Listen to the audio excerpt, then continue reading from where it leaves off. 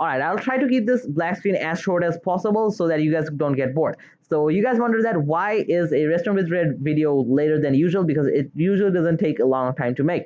Yeah, and you will be right because while starting up this video, I was just feeling a lot more lazier than usual. It's not like that I hate making restaurant with red videos. It's completely the opposite. These are one of my best type of videos that I want to make. It's really fun to make.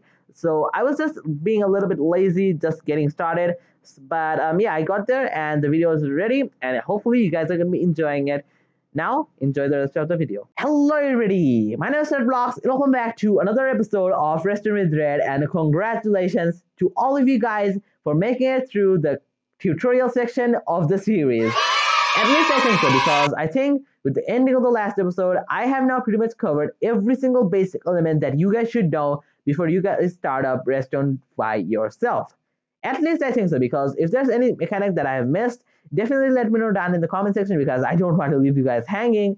But I think with the previous 9 episodes of the series, I have now pretty much taught you guys every single basic mechanic that you guys should know before starting up Redstone yourself.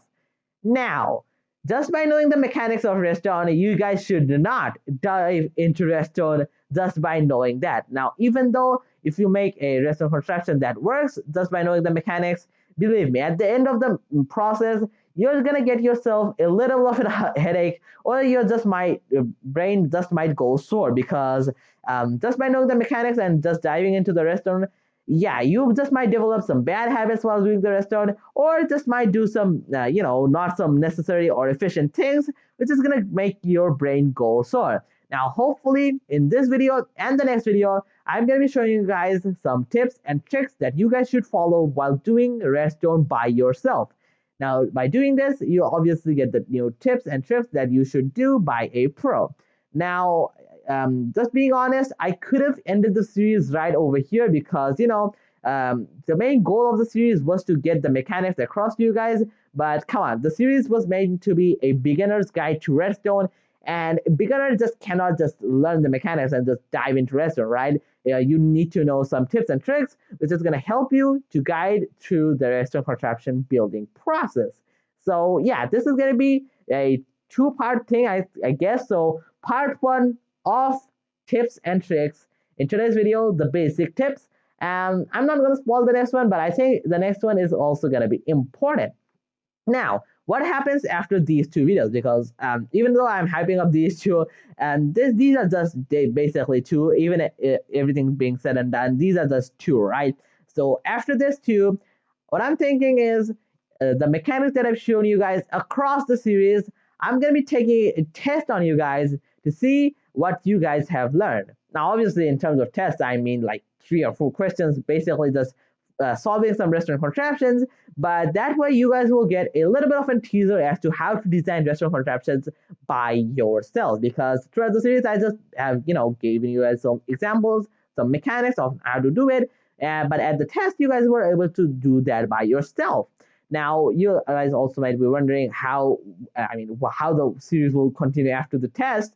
Well, for that, I think I have a pretty fun idea to continue the series on, so don't worry about that. So, yeah, the tutorial part of the series is now completed, and starting from today, we are going to be taking a look at some tips and tricks as to how to do Redstone by yourself.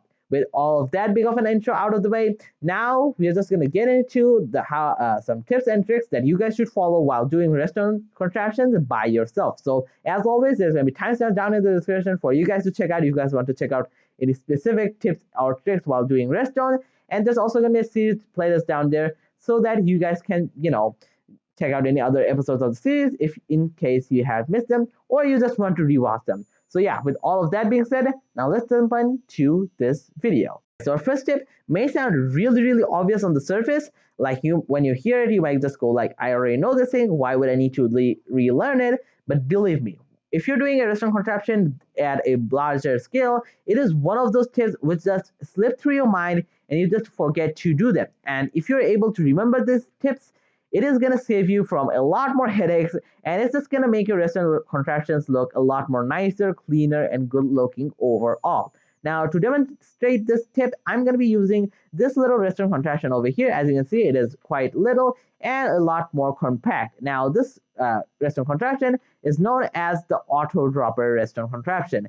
Now, believe it or not, the main function of this thing I still haven't mentioned in the series. Bruh. So I guess there we go. And for you guys watching this extra tip video, you guys get to know a little bit more about redstone than the other people. Now, even though I still haven't mentioned this in one of my redstone with red videos, this was actually in one literal first redstone video on the channel. So this feels really nostalgic to visit it back on camera.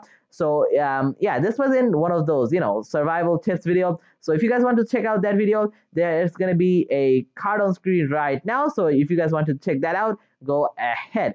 I'm just going to speed running through this mechanics so you guys can get a good idea as to how this thing works. So this, if you put anything into this dropper over here, this comparator detects that, powering this sticky piston, moving this observer in front of this observer face. This observer detects this observer being powered, and this observer detects this observer updating, and so on and so forth. And they just go in an infinite loop, which creates a redstone clock. Now, believe it or not, this is the most compact redstone clock in all of Minecraft. Now, I don't know why I didn't mention this in my clocks video, but I guess there you go, right? Now, while all of that is happening, this redstone dust is getting powering this block, powering this dropper. So meaning that anything that is in this dropper is going to be spitted out, as you can see over here. Every single thing is just being spit out in front of the ground. And if I just take all the items out, it just doesn't do it anymore. Now, as you can see, this thing is really quite compact. And to build it, technically, all the space we need is this thing over here, two blocks at the back and a little bit at the top. Now, I'm just going to be building this on camera so that you guys can get the idea of the tip, right? So compare the back, is sticky piston facing upwards.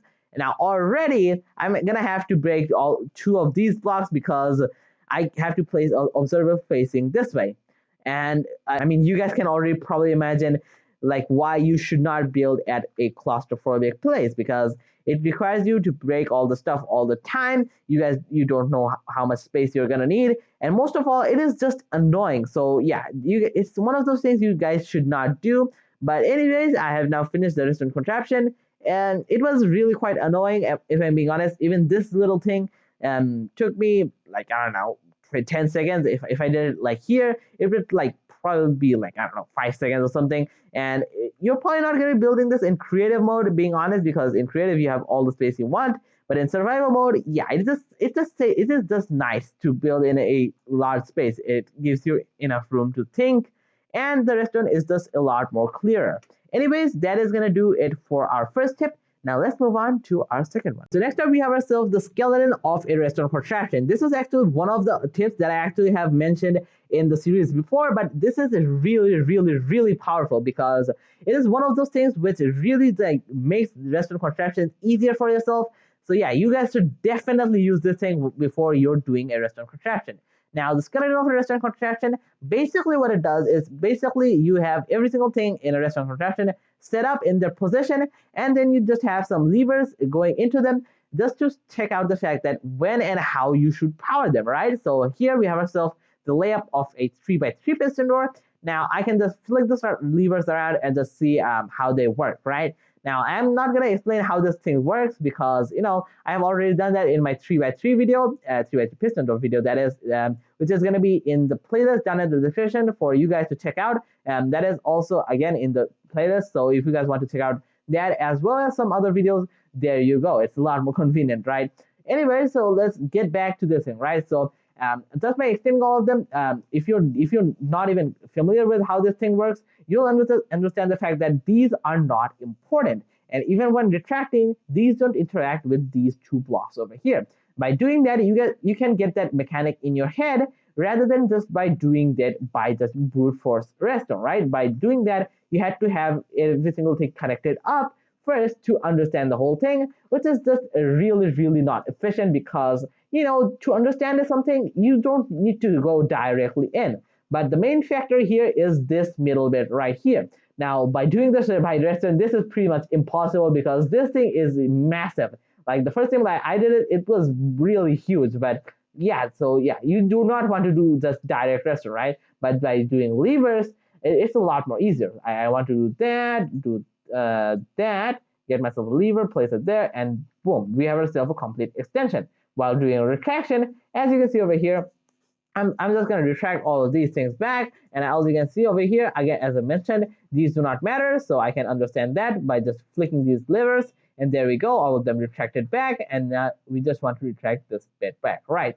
So we want to retract this piston, extend this piston, retract that one. As you see, that's the beauty of a skeleton, because even if I forget, it is really helpful rather than just going to restaurant contraption, because it's a lot more easier to make mistakes and correct them. So I want to retract that piston, retract that one, extend and retract, and bada bing bada boom, we have ourselves a 3x3 piston roll.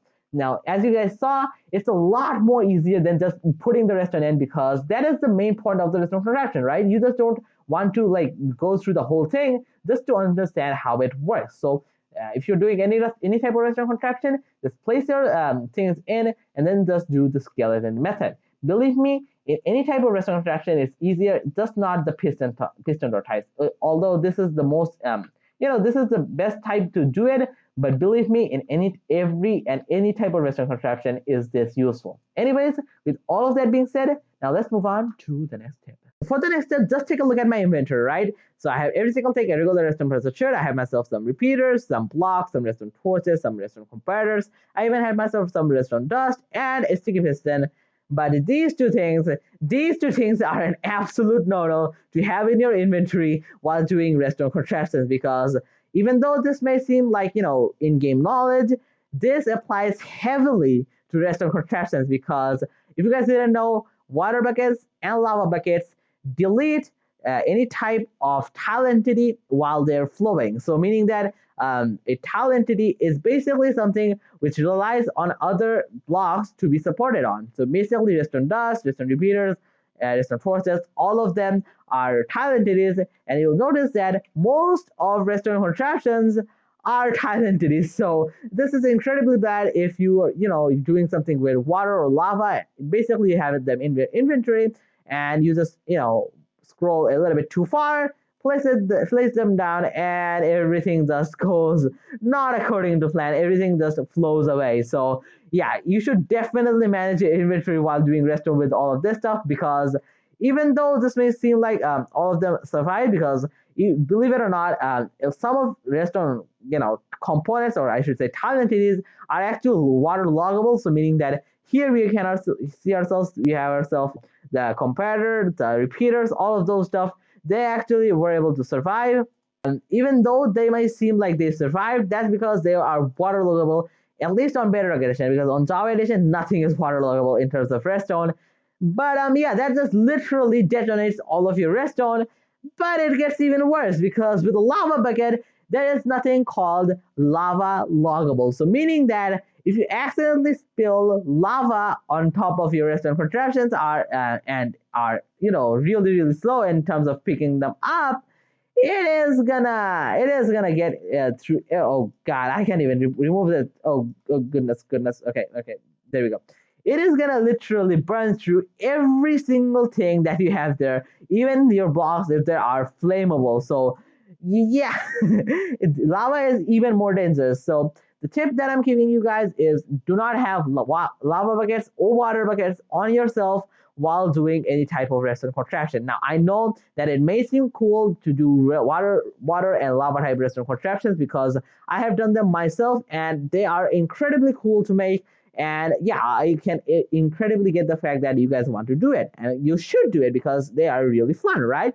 But just keep in mind that while doing that, you should only put them in your hotbar while you are gonna be interacting with them, because if you don't have them, if you have them in your inventory, or I should say hotbar, while you're doing anything not them related, or rather redstone related, and you scroll to them and basically just do a misclick, it is gonna really mess with your redstone, because it is gonna literally take everything away, and if it's on a large scale, it is really gonna cause a lot of headaches. So just keep that in mind. Now let's move on to the next tip. is also one of those tips which may sound really obvious when you look at it, but when you start to do Redstone by yourself at a larger scale and with a lot of logic and all that stuff, it might be really hard to keep this in mind, especially with this one, which more focuses on using someone else's design and their tutorials.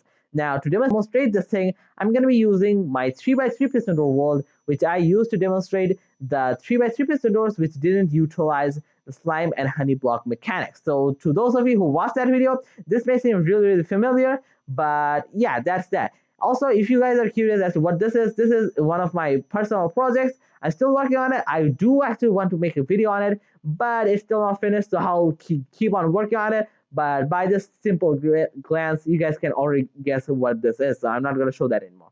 Anyways, the thing that I am going to be showing is this thing over here. This is my first 3x3 classic piston door, which I also showed off in that video. Now, I built this thing all by myself just by knowing the mechanics. And you see, here's the thing that I wanted to get to you guys. Now, let's say I made a block-to-block tutorial for this thing, and let's say you guys are making this thing while still trying to understanding it. Now, if you're like building something like this, like, okay, there's some dust here, observer there, oh, there's a repeater over here, there's some repeaters over here, I'm going to build that as I go. But if you do that, you're not going to understand a single flippin' thing. Now, that's the reason why is every single redstone contraption, even though they might seem big, even if they are small, they are made out of bits. I got that reverse. Do not get that in your head. Every single bit thing is made of small things. So I'm gonna cut that out. But yeah, you guys didn't see anything.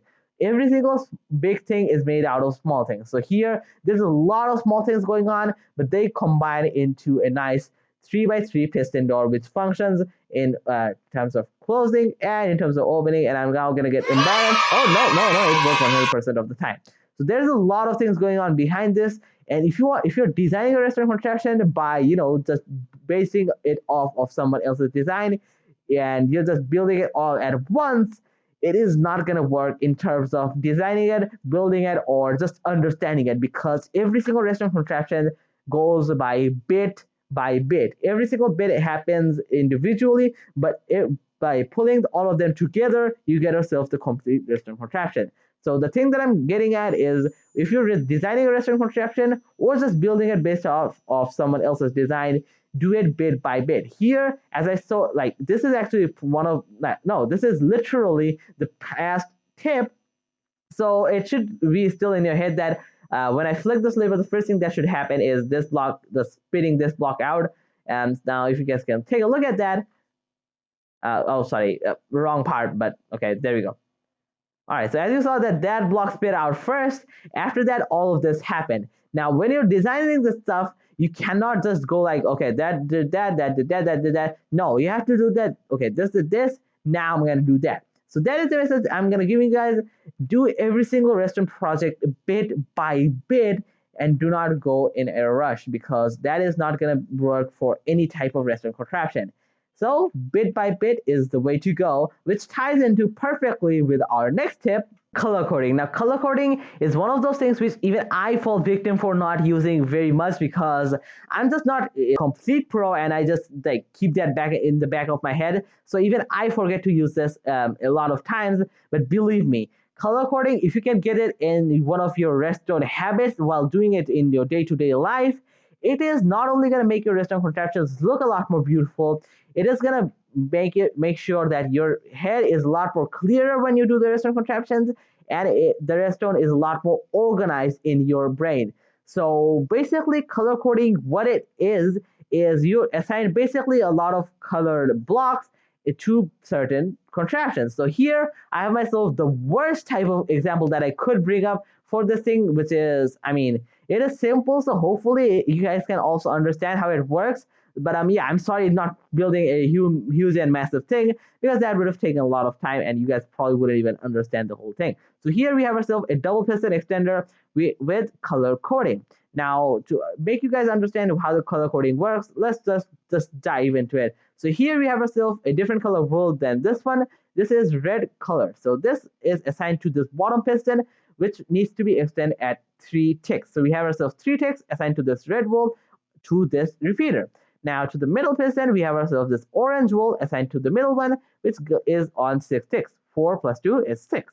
And as you can see, the cyan wool, which is dominating the whole place, is like obviously around the whole place, but the main job of this thing is to basically place redstone dust on top of it. And if I can just flick this lever, as you can see, it extends. If I retract it, it goes all back to the down. Now, as you can see, and as you might expect, it's a lot more easier to troubleshoot with this thing, because let's say I just make a small mistake over here, and I just click this one too many times, right? And if I just pause this thing, as you can see, it's obviously going to extend. But if I retract it, it is not going to retract. Now let's just imagine that all of this was one color, and then what I would have to do is go over every single place where it might have been a mistake. So here, no, this place, now the repeaters seem okay. Oh, it's over here. It took me a long time to get there, okay? It would have been a lot longer if I was not recording on camera. So yeah, it would have been taking me a lot longer time. But let's say I have color coded this. How would that go? Now, obviously, if you're color coding something, make sure you write it down near your base or basically on a notepad or something. But if you do that, you can just pull out your notepad and look at the things that you assigned to different contraptions. So here we have ourselves the orange wool corresponding to the middle piston, which has 6 ticks, as it should be. It's the middle piston. But if you go to the red wool, oh, it's on 4 and it should be on 3. I can fix that really easily. As you see, I hope that's on 3. As you can see, it works perfectly, completely. And that was a lot more faster, and that would have been a lot more faster if I was, doing it by myself. And just imagine this on a huge scale, because this is really, really small. By just standing here, I can see that if that was right or wrong, right? But if this was a really, really long thing, it would take me a long time to just run around like a headless chicken, searching every single repeater and see what timing was right or wrong. And if it was right or wrong, is my idea completely right or wrong? But if I just have it color coded, I can just go there and see if it works or not. So color coding is a really, really powerful thing, which not only, first of all, as I mentioned, makes the redstone contraption look a lot more beautiful. Now, I know you don't do redstone for making it beautiful, but just come on. If you can have once in a while a little bit of color in a redstone contraption, it just makes it look a lot more nicer. And as I've already said, if you have this as your redstone contraption thing, it's going to be a lot more easier to just keep the redstone in your head, because you know what every single thing does, and it's going to be a lot more organized, and it's a lot more easier to troubleshoot, right? So overall, this is probably one of, or if not the most important tip that I have given you guys throughout the video. So definitely keep this in your head before you're doing any other redstone contraption. But we still have one and final more redstone tip to give you guys. So I'll meet you guys over there, and after that, we'll wrap stuff up. So final tip is more of an advice than a tip. So let's say you're dealing with a redstone contraption with a lot of detail and a lot of complexity. It might be really, really easy to just forget about the basic fundamentals and the basics that make redstone up. Now let's say you're having a problem with taking redstone signals from down below to up above. Now to solve that problem, you might think that using observers and redstone torches is the best idea, but both of those emit a redstone signal with a 1 tick of delay, and observers only emit a redstone signal with a pulse. But let's say while you're doing that, a simple solution like just taking redstone signal up and down using glass blocks may just slip through your mind, and it's better in that situation because glass blocks do not need any type of delay, because obviously they're just blocks, and redstone signals can move up and down them pretty flippin' easily. So that type of situations might just slip through your mind if your mindset is just complicated. While you're doing redstone contraptions, your mind must be open to each and every type of thing. And making redstone contraptions easier is just good, because your goal with a redstone contraption is probably to make something easier, right? So you have to keep a lookout for each and every basic, and keep all the mechanics that I've taught you guys throughout the series in your head while you're doing that. But with all of that being said, that's going to do it for today's episode of Redstone with Red. And as I've already said, starting with this episode, we are going to be moving on from our mechanics video. Like as today, I showed you guys some tips. And in the next video, I think I'm also going to do a tips video. We'll see. that, we're going to be doing a test of you guys, as I already said as well, and then we're going to be moving on to the after phase of the series, which I have a fun idea to do. And just before you go, I have one more thing to mention. Just because the basic mechanics are done doesn't mean that there's not going to be any more mechanics video. In the next update, there's going to be indeed something really nice that I'm going to make a mechanic video on, and you get the point, right? So each and every update, they add something Redstone related, and obviously my goal is to make you guys understand that. So just because the mechanic videos are done doesn't mean that the update is not going to be coming. So each and every update, if there's something new, or basically anything new added to the game, I'll come back and I'll talk to you guys about that new update and make sure you understand all of that. But with all of that being said, that's going to do it for today's episode of Redstone with Red. I really hope you guys enjoyed. If you did, make sure you hit the like button. And if you guys want to stick around for more episodes of this series, make sure you hit the subscribe button and turn on notifications. But yeah, that's going to do it for today's video, guys. I really hope you guys enjoyed. I'll see you guys in the next one. Goodbye.